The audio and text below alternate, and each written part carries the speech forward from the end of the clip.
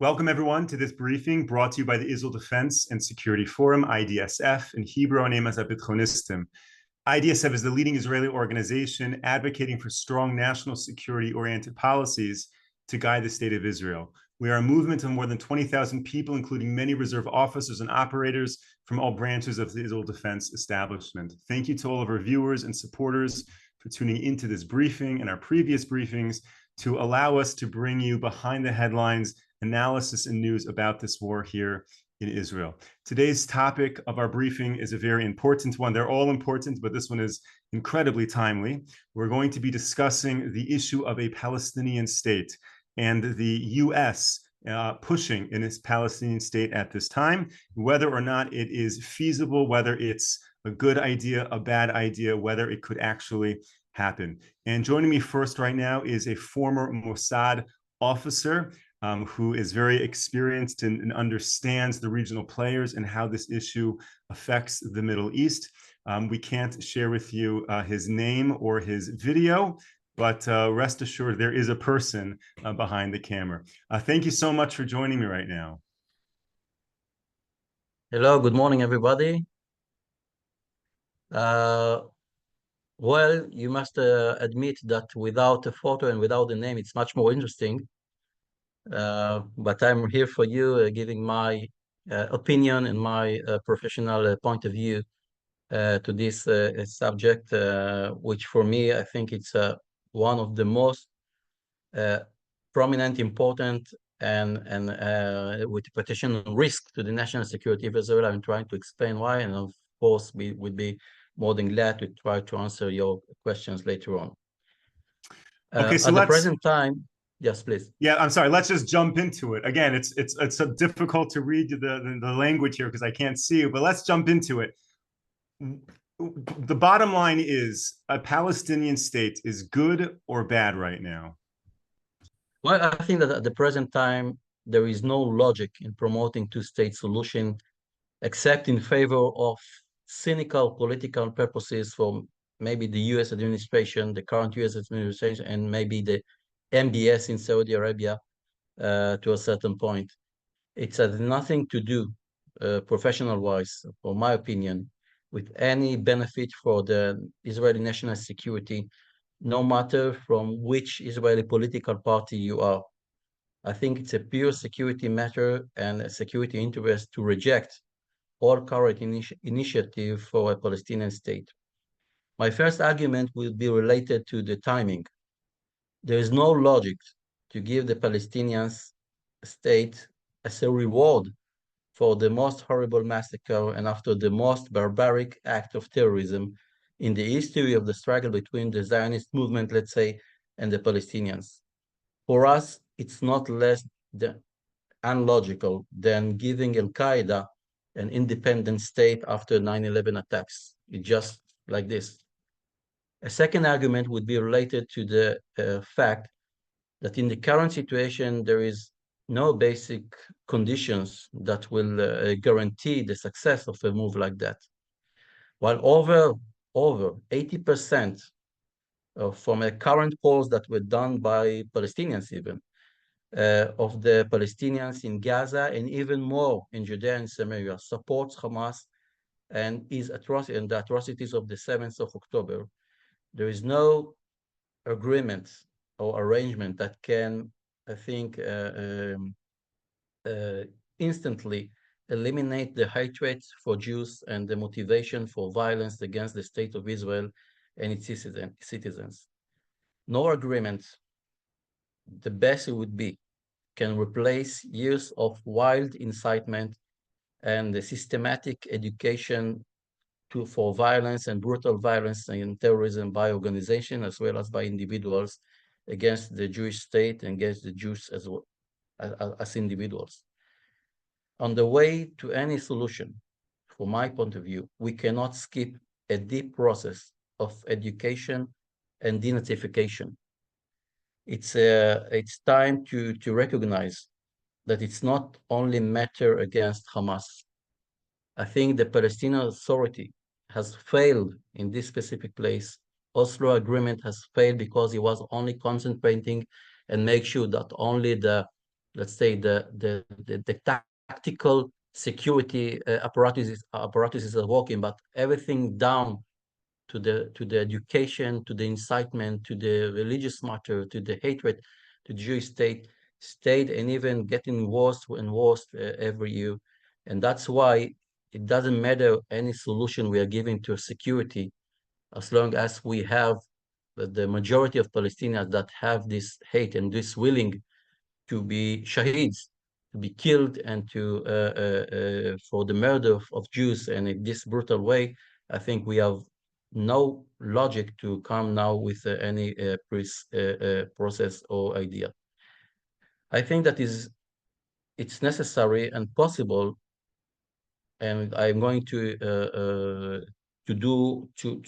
replace the system and to promote a current and moderate systematic educational system in the Palestinian Authority, or the Palestinian schools and religious institutions. Like, for example, I know that was done in Bahrain lately, or in the Emirates, and to combine it in the society of the Palestinians, and not only referring to a kind of how we only eliminating the capability to act, but I think that we have to deal with the motivation to act and the intentions of the Palestinians in the street. And today, to come after such a huge event, to my people, let's say, to the state of Israel, to ask them in this current time to take all of this evil and to give as a reward the Palestinian state, while everybody knows how evil they are, how barbaric they are, how willing they are, and they say and they admit that they will be ready to do so as a second and third wave, like they did in the 7th of October. So I'm telling you honestly, as a citizen of Israel and as a senior, let's say, security official, even as a former one, that I don't find any justice and any logic for this suggestion from our good friends, the Americans. And I think that even I won't be expected to do this as in this timing. And the only answer that I give myself, that it's good for political matters in the United States, but for you, it's a political matter. For us, it's a matter of life and existence in this country.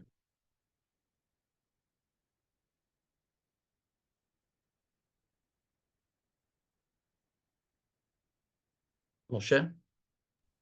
Yes. So it seems to be you have two reasons why you're opposed to a Palestinian state at this time. Number one is the timing. Number two is the need for denazification rather than hand a state that will set up a state of terror. So it sounds like, if I hear you correctly, you're not ideologically opposed to a state for the Palestinians. You don't believe that somewhere in the future there couldn't be a state. Is that a correct understanding of your approach? You know, in my professional life, I learned how to put aside even my own individual ideologies and beliefs and even personal position. I'm trying to analyze the situation as an expert. What can it be achieved? Can it be successful? And what is the on the security mainly from a security point of view?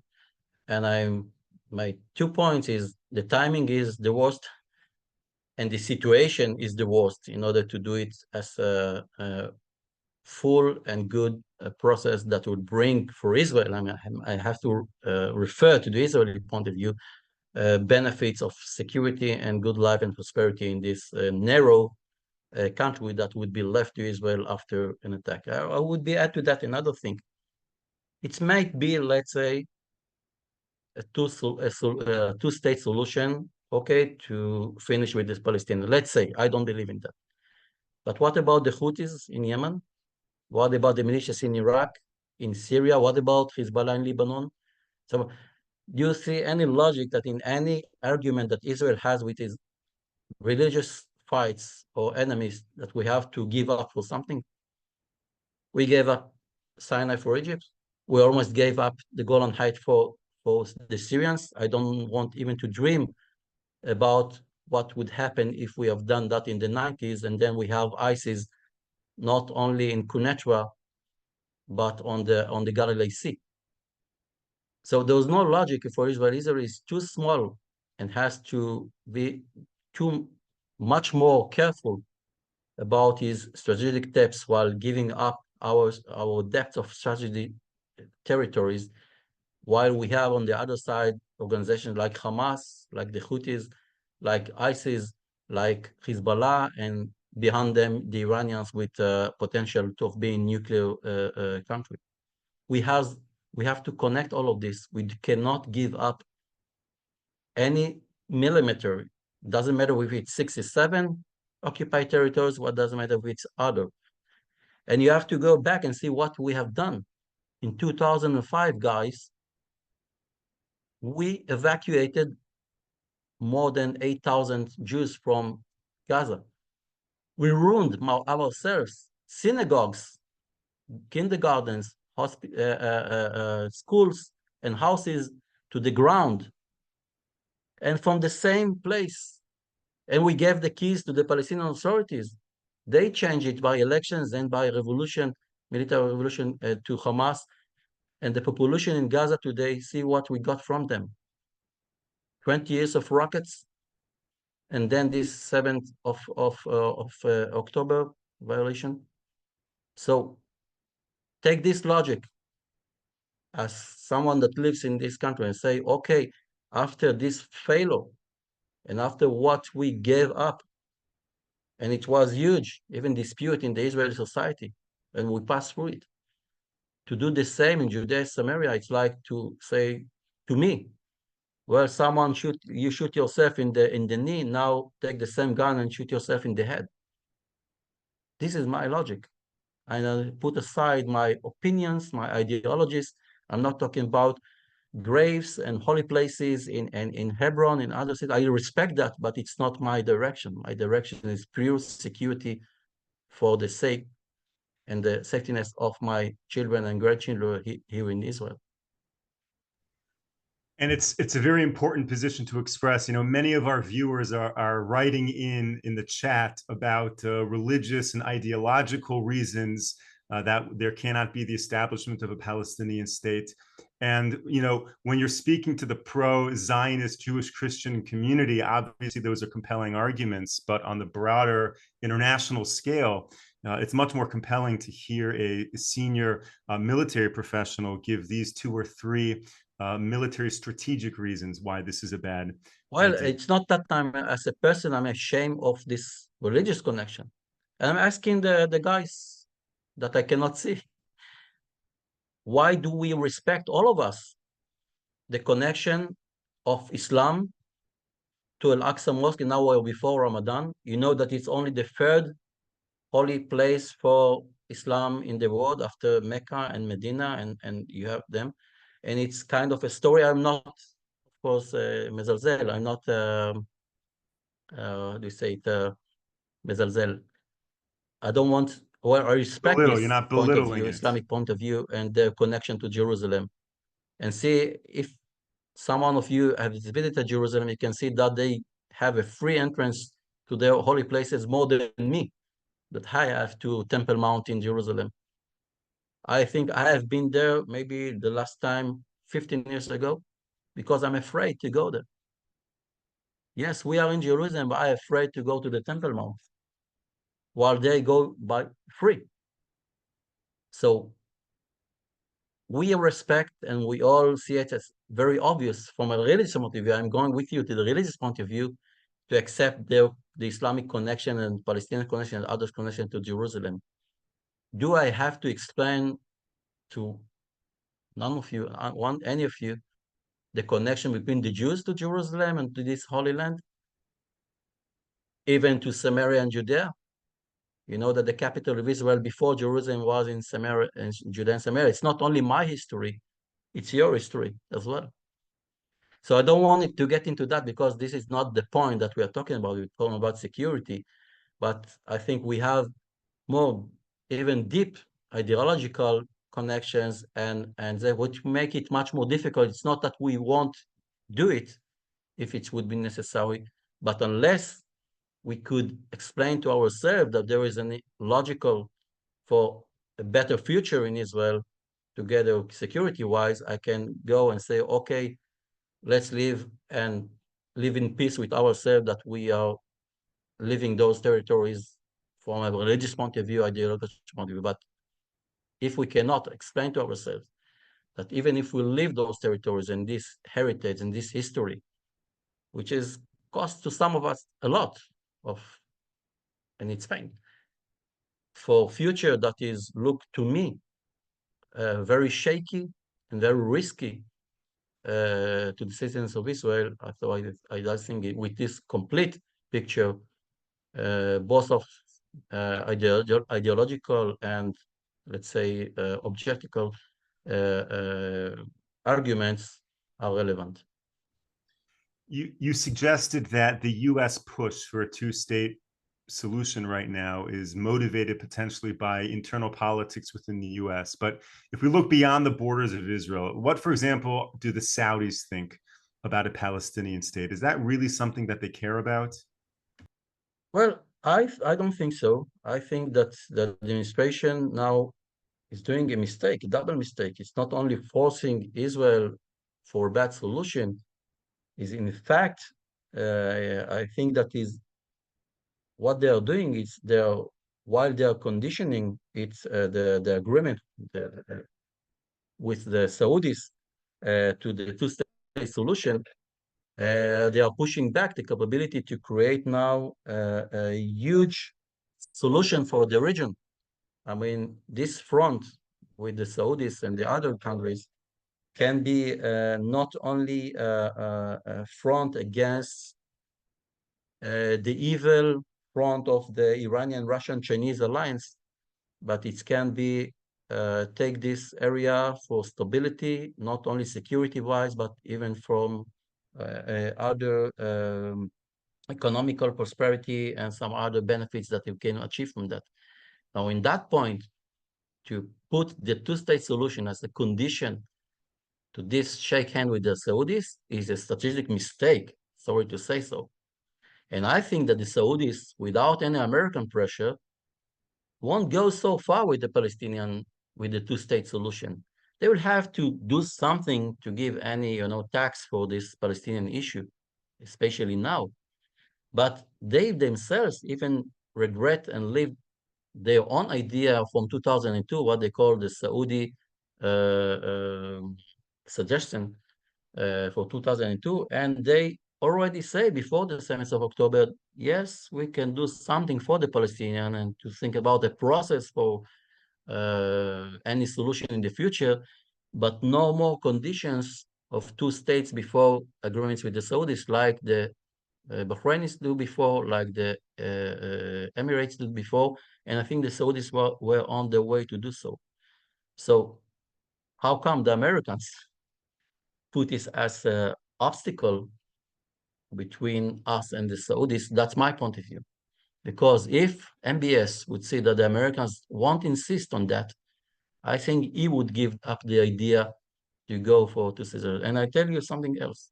And if not, and if it would be a condition for an agreement with the Saudis, I would recommend to the leadership in Israel not to go for that, to wait 2 more years, 3 more years, 10 more years for the right solution. We cannot take this risk, even not for a very positive process that we have to do with the Saudis, unless someone will get it out of the fire. Okay, what about Iran and Qatar? What do you think their reaction is to two states? Does it affect anything? Does it change the relationship they would have with Israel? I think that the Iranians are above all of this. They don't care about Palestinian state. They care about the elimination of the Jewish state. And if they would, and I think that they believe that it's a positive step from their point of view, in order to get much more territories and to weaken Israel capability to defend itself from a narrow territory, and it could give them actually an open line from Tehran through Amman, through Baghdad, Amman, or Damascus, to almost to 10 kilometers to Tel Aviv. And I think the implications of that would be that the Iranians from Iraq and Syria would press the Hashemite regime, the Hashemite kingdom. I think while they have this motivation, when they see a Palestinian state in Judea and Samaria, and they think, okay, the only thing between our territories, the Shia territories, to this Palestinian state and to the end of Israel is Jordan, they will do, I think Jordan will have a decade of pressure, military pressure and subversive activities to topple this kingdom, this regime.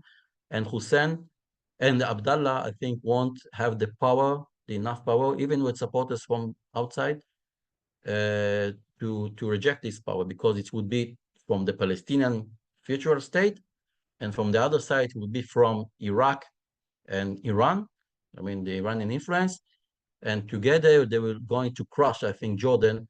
And then what we see is, as like they did in Syria, that now they have an open line from after Daesh, after ISIS, Tehran, Baghdad, Damascus, Beirut. They would do it on the southern line between Baghdad, Amman, let's say Ramallah, and to be on the border with Kfar Saba, if you know, it's the borders of Israel. It's about 10 kilometers from the sea, from the Mediterranean Sea in Israel. It would be disaster for Israel, and not only for Israel. And this is something that we have to think more than twice before suggesting that and before accepting such an idea. And I think that's why I'm not surprising to see that it's not a matter of specific political party in Israel. The majority of the public and the people of Israel understand it. The majority of the prominent parties understand it and reject it. And unfortunately, there are some parties or some either that will take it as an opportunity, you know, to reject this government and whatever. I'm coming from a pure angle of senior national security point of view, and I don't care whether who is now in leading Israel, Netanyahu or Gantz or Lapid, whatever. I would say the same opinion and the same analysis to any government of Israel, and I think that both of them or all of them understand it very well and are in the same line concerning that issue. Thank you so much for sharing all of that. It really seems, based on what you're saying, if I can recap, that the interest and benefit of a Palestinian state rests solely with the US at this time, and it's not necessarily or at all in anyone's best interest over here, or even of interest. Well, I even doubt about this. I don't know, but I'm not an real expert in America, but I even doubt about this. How come it's American interest? If it's a huge risk for Israel, the region, Jordanians and others, how come it's an interest of the Americans? It's maybe somewhat that connected to the riots or the demonstrations that we do see now from progressive democratic base together with radical Islamists in the United States, and in order to make sure that those voters are with the Democrats, that would be the reason. But it's not even logic of what I'm expecting from American point of view. It doesn't matter if it's Republicans or Democrats. I think we are sharing the same point of view about liberal, democratic, and sustainable and stability in the region, in the Middle East. So, in that point of view, I even doubt about the American decision to take this step forward now in this timing. I have no explanation for that, except what I said. For sure. A few weeks back, I heard you share your own take on the US-Israel relationship, what the relationship has been like in the past and what it's like now. Are you able to, in the last 4 minutes, share a bit about how you think the US and Israel are partnering right now during this war? I think first that we have to thank America, that we have to take Biden personally and this administration for the first aid, I'd call it, and for the huge support for Israel, mainly at the 2 weeks after the crash, let's say, because I believe that that's let's say 50% of the reason why Hezbollah and the Iranians didn't go for an overall war against Israel was the support and the dramatic support of the US in Israel. And we have to thank for that. And we are, of course, sharing the same point of view about any risk of deteriorating in the regional war. Of course, we want to avoid it, and we have to thank the Americans for that. I think they have their own reason why want to do so, but we have to thank it. I think that's from that point and on, there are, of course, some common interests between Israel and the United States, of course, concerning the front against Hezbollah and the Iranian-Russian front. But I think that we are not sharing the same point of view concerning the solution in Gaza and concerning the solution with the Palestinians post-war, that like we talked. But above that, I personally think, not only personally, as an analysis from the outside, that it's stronger than ever, the need for this strategic connection between Israel and the United States. And I think we are turning back to the times that everybody, like the Russians, the Iranians, the Chinese, pushing us to choose sides and to be clear, and without even choosing, we are under the American umbrella. Doesn't matter what we decide to do, but of course we decided, but we are there. I feel like we are paying all the price from being connected to the American values, to the American interest in the region, and so on, but not getting the all support for that. So Israel is in a situation that it pays all the price from our connections with the Chinese, with the Russians, of course, with the Iranians, Hezbollah, Iraq, whatever, while in some places have some hesitation how backup we get from the Americans by being much more aggressive, much more supportive for Israel in the region. And of course, we need it because we cannot deal with this front alone. From Iranian nuclear to the Iranian in the region, for all those militias that replaced ISIS in the area of Iraq and Syria and Lebanon, and for this alliance between Russia and Iran that is not only it's a technological wise, it's economical wise, of course, by supporting by weapons each other. And in that case, I think I expect, okay, I cannot talk in the name of that the Americans would do another step forward to support Israel, not only to finish with Hamas, but to confront this Iranian-Russian alliance in our region.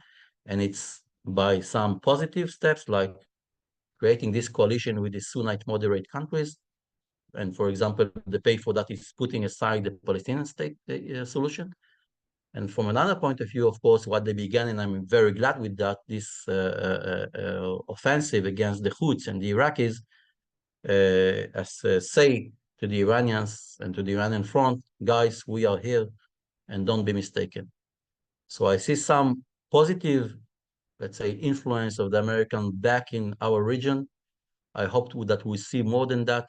I think that some countries have to be much more confident in Americans' positive activity in our region. It's not only Israel, it's Saudi Arabia, it's the Gulf countries. And all of them, I think, would be much more confident to do steps to be much more moderate, much more pro-US, if they would see much more willing from the United States to be with them together here against the Chinese, the Iranians, and the Russians. So we are in another front, not only in Ukraine against this front, And I think that the United States and the European has to understand that it's a kind of a front against this alliance, evil alliance that was created from the beginning. It was surprising that it began in Gaza, not in other states, but it began in Gaza. But in fact, the line is drawing from Gaza to Beirut, to Tehran, and to Moscow. And in that line, we cannot afford standing alone as Israel. And I'm very happy to see the Americans begin this support with Israel, but they have to be much more supportive, what I expect toward Israel in this region. And I can be positive because I can see many other alliances together with the Egyptians, the Jordanians, the Saudis, the Emirates that can give, and together we can even kind of going back and getting back countries like Iraq, Lebanon, and Syria to the Arab Sunnite camp and not the hands of the Iranians and the Russians.